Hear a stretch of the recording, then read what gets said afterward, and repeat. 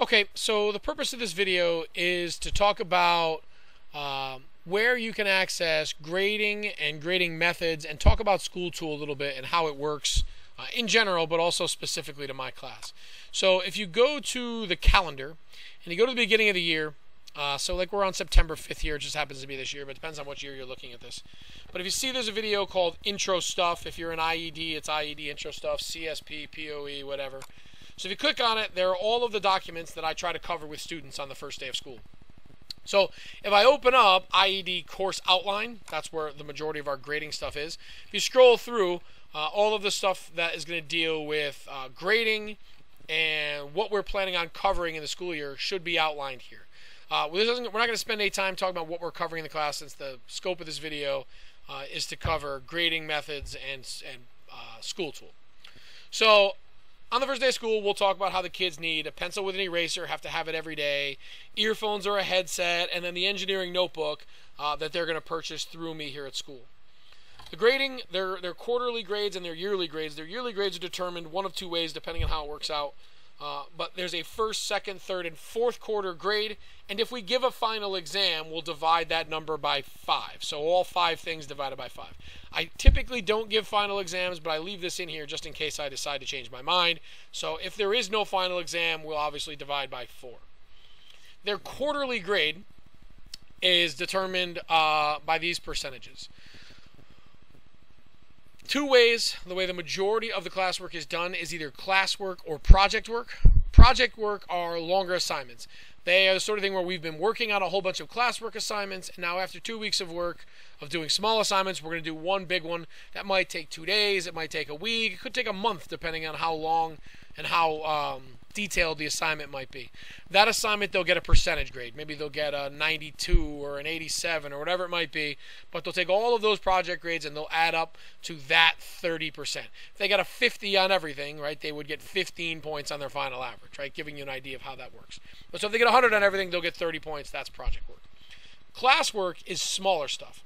Classwork is the kind of thing where, we could do 1 classwork assignment a day. We could do 6 or 7 classwork assignments in a day. When we're getting into drafting, especially in IED, that happens on a regular basis. So typically the way, especially in IED, most classwork assignments go is they get 100 or a 0. When they go to hand those things in, if I'm in the hand-in folder here, you see this is just an example of a bunch of drawings. But if I grade them, right, so if I haven't graded anything, there'll be a whole bunch of drawings here for me to look at, and we'll talk more about folders, or we talked about them in other videos. But so if they have handed things in, right, I'll see them all here. When I grade them, the things that got 100, I put in the graded folder, and the things that that kids got a 0 on, I put in the needs work folder. But the point of the story is that once it's not here anymore, they should go look on SchoolTool to see what they got on that assignment. So 100 or a 0, if they get a 0 on it, they can resubmit it as many times as it takes to get 100. If it's a percentage grade, they cannot resubmit it. So again, if it's an IED student looking at this, most classwork assignments are 100 or 0, and they can continue to resubmit. But in some of my other classes, if they get an 82 on something, they can't resubmit it for 100. It is the 82 that they got, and they'll only know that by going to look on SchoolTool. So that's classwork. Again, mostly 100s or 0s, but some percentage grades, especially in the upper level classes. Tests and quizzes. It depends on the class you're in. In Principles of Engineering, there are a lot of tests and quizzes that are very content specific. We give a lesson one day, a quiz the next. Whereas in IED, there's a lot of like how-to videos, and so there'll be a quiz that goes on while they're taking it. The quiz is basically meant to make sure that the kids are staying up with what I'm asking them to do in the video, and that they're actually paying attention to what's in the video. So that would be that quiz. But all of those grades add up to a different 10%. Blogs are worth 10%. We covered how to do blogs in a different video, but the blogs are due every 2 weeks. They are, again, 100 or a 0. Well, that's not true. They're not 100 or 0. They're a percentage rate. I'll explain in a minute. But every 2 weeks, those are due, roughly every 2 weeks. I do not take them late. They're too easy to take late, but they add up to 10%. So there are 5 a quarter, meaning every blog is worth 2 points on the kid's quarterly average. Homework, I'm going to make a separate video to explain specifically how the homework assignment goes, but it's worth 10%. It's due on the day progress reports are due every quarter. It's a news article about how engineering affects the environment. There's a very specific way that it needs to be done, but just so you know, there'll be a separate video that'll go along with explaining how to do that. And then class participation is down here on the bottom. That is taking all of the things that we expect students to do on a daily basis to be a good student. That adds up for 10%.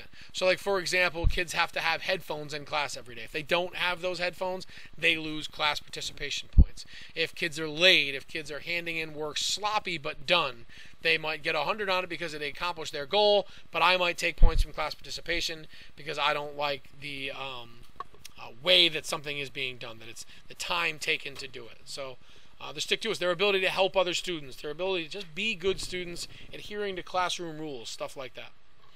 So that's essentially my course outline. Again, it's there for you to look at, and it's been kind of explained now, and most of what I just said is here. I want to talk a little bit about School Tool also. So School Tool, if you look, we have a kind of a test student here. So let's save. There's no grades in right now. This kid has a 0, right? On the day that I assign something, I enter a grade for that student. So on the first day of the quarter, I explain the homework assignment, and I tell them it's due next class. They have until the progress report date to do it, but it has been assigned, and when I assign something, I immediately put the 0 in so the parents know that it was assigned, that it is due, and that it's important. So if I hit save, their grade is now a 0. I'll go through and I'll put a class participation grade in, right? They have done all that I've asked them to do as a student so far, so I'll put 100 in, and I'll hit save. Now, in the last assignment, we just talked about how homework is worth 10% and class participation is also worth 10%. But somehow this student has received a 50. What School Tool will do is when it doesn't have all of the percentages necessary, like for example, there is no quiz in there accounting for 10%, there is no classwork or project work accounting for 60%, and there is no blogs accounting for another 10%. So it's taking that 20% and stretching it out over the course of the other 100, giving them a 50. And the truth is this kid doesn't really have a 50. In fact, you could make the case that this kid has an 80. If he gets 100 on every other thing that he does this quarter, his grade would be an 80. 10% for homework, 100% for classwork. So the reason I'm making the video and talking about it is what I don't like about School Tool is this number that it gives you. It skews your opinion of what their grade is. Like, for example, I might not have a project grade until the very end of the quarter. So for the entire quarter, the number that it's giving you is skewing that kid's grade by 30%. And I'll give you an example. So if I put a 50 in for every single thing the kid does, except for their project grade, and I'll skip the rest of these blogs because they're all the same percentage. All right, and then I hit save. Let's see what his grade comes out to be. He gets a 50. That's not really accurate because if he gets 100 on this project on the last minute, right, he ends up with a 65. And now that there is something entered for every single category, if I change this homework to 10, right, so I'm going to give him 100. So it's going to affect his grade by 5 points. I'll show you what I mean in a minute. He has a 70. If I change that from 100 to a 0 and I hit save, it lowers his grade by 60% because every single category has something in it. But again, at the very end of the quarter might be when a project grade goes in because we've spent a whole quarter building towards this one big project that's due. So it's skewing their grade that you're looking at. I'll give you another example. I'm going to put 100 in for everything except for blogs. Blogs are worth 10% of a student's grade. So I'm going to go back, take this out, hit a save, and I was going to give them 100 because, no, I gave them a 90. I don't know, gave them 100. Oh, no, because I put a 10 here for the test. I missed. So now it should give them 100, right, because it's stretching that grade out. If I put a 0 in for one of the blogs, it's supposed to affect their grade by 2 points.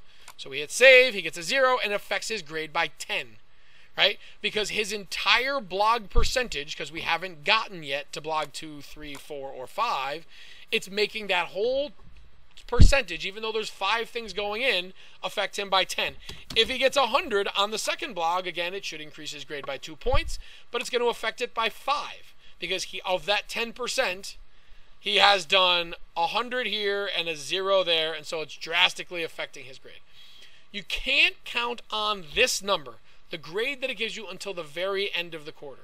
I try hard to make sure that the kids are passing at the progress report time so that you can feel confident, right, that they're in decent shape if they have done the things that I think they need to do to pass. But if not, you really can't trust it. The best way to do is to look at School Tool as a, hey, why didn't you get a 0? Why did you get a 0 on this blog? Why isn't your test done? Why haven't you handed in a project work? Like, that's the most important part of it. Trusting this grade, I think, is risky. And the other thing too is to point out that I put a 0 in for the day things are due.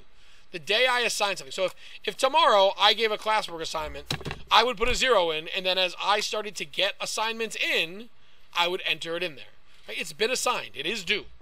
I also don't do due dates for the most part. The only thing I do a real due date with is the blogs and the homework. They're due on certain days. Every other thing of the quarter, I'll tell the kids something is due on a day, but I don't take any late points unless it's the very, very end of the quarter. Kids work at different paces, and I think that's important to point out, and I don't want to penalize people who work slower than other students. I hope this clears up some of the questions that you might have about me and the way that I grade and the way that School Tool works and why it can be so confusing. If you have any different questions, please come up and ask me. Now, students who are in class, again, we want to make sure that I'm guaranteeing that you watch this video so that you understand what's what. So just as you have been doing, you should go through and you should go to this PC. In fact, I'll do it on this screen. Sorry, you should go to this PC. You should open up a window. You should resize it so that you can only see one folder. Make sure it's your folder. Put it in the bottom right-hand corner. And the thing that we did not mention in the video, in the very beginning of the video that we should have, is that every student has to have their own School Tool account. It cannot be your parents' account. Parents, we especially encourage you to have one also, but every student has to have one because this is how they'll check grades. And if they have a password problem, they don't have access to your email to reset that password, and they need it every day. So they need to have their own account. So again, this should say specifically you. So what I want to see is I want to see you in your School Tool account open. Now again, yours is going to look differently than mine, showing evidence that it is your account. I want to see your Z drive down here. I want you to hit print screen. I want you to paste it into Paint just like we did in the past. I want you to save it, and I want you to hand it into, I'll show you the folder. Hand in. This would be IED if you're an IED student. It would be a POE or a CEA or a CSP student if you're in a different class. IED, Block 2, Inventor, Intro Assignments, and then right here, point to last name grades. The number in front here might change at some point, but last name dot grades is what we're going to try to keep the name of that file. So then you're going to save that Paint file, that .png is what we've been saving them as, into that, and then you'll get credit for having watched this video and been able to like execute the deliverable by handing it in. So again, hopefully that all makes sense to you and that you understand what's going on. If you have any questions, feel free to ask, but otherwise have a good day.